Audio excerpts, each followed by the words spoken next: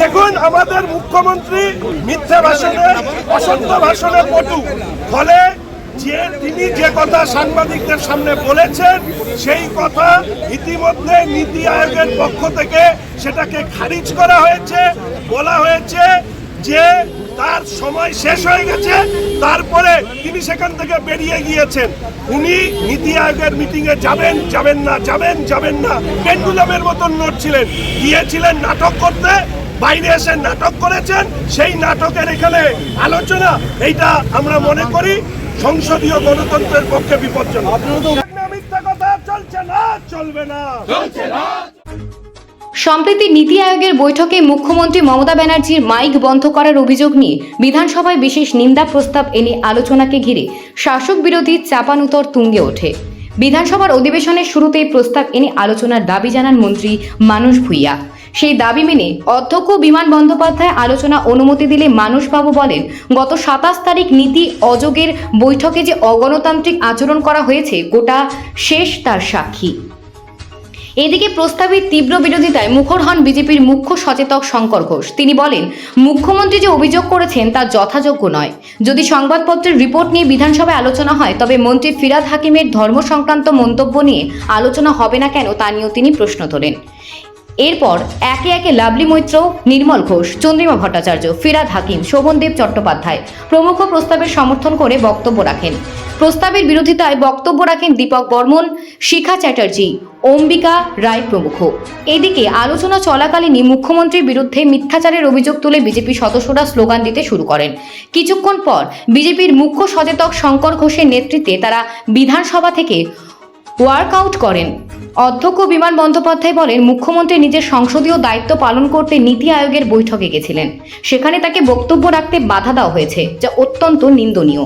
তাই সরকার পক্ষের আনায় প্রস্তাবে তার পূর্ণ সমর্থন আছে বলে অধ্যক্ষ জানিয়েছেন। তিনি আরও জানান, বিধানসভায় গৃহীত এই নিন্দা প্রস্তাব কেন্দ্রীয় সরকারের কাছে পাঠিয়ে দেওয়া হবে। Bureau report, news prime Times.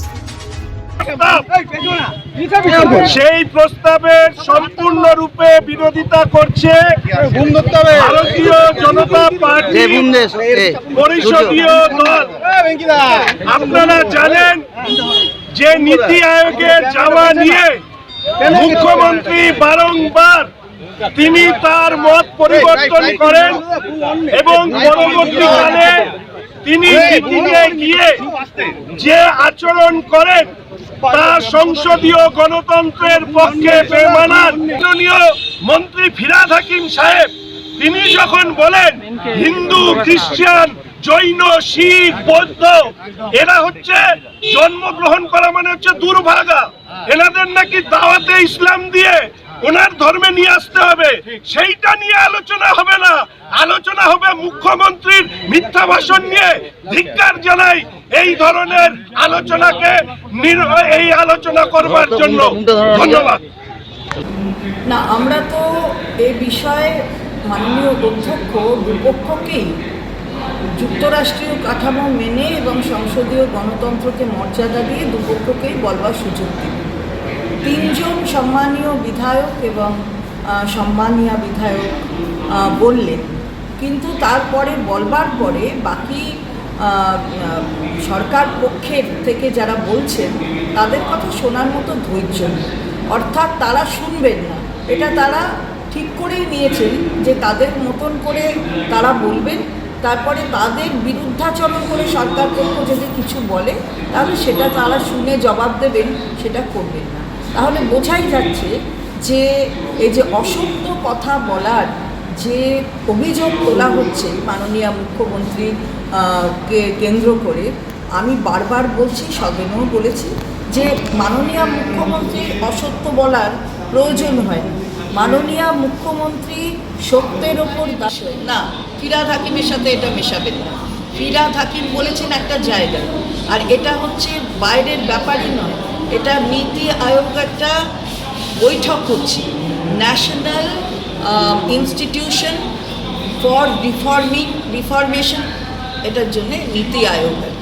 তো নীতি আয়োগের এই যে রিফরমেশনের যে বৈঠকটা, সেটা তো বাইরের কিছু না, সেখানে তো সবার মানে সমস্ত রাজ্যের মুখ্যমন্ত্রীরা তাতে এক্স অফিসিও মেম্বার, সেখানে ভারতবর্ষে যারা কেন্দ্রীয় মন্ত্রীরা আছেন তারা বিভিন্ন দপ্তরের এক্স অফিসিও মেম্বার। তাহলে বাইরের কি হলো এটা?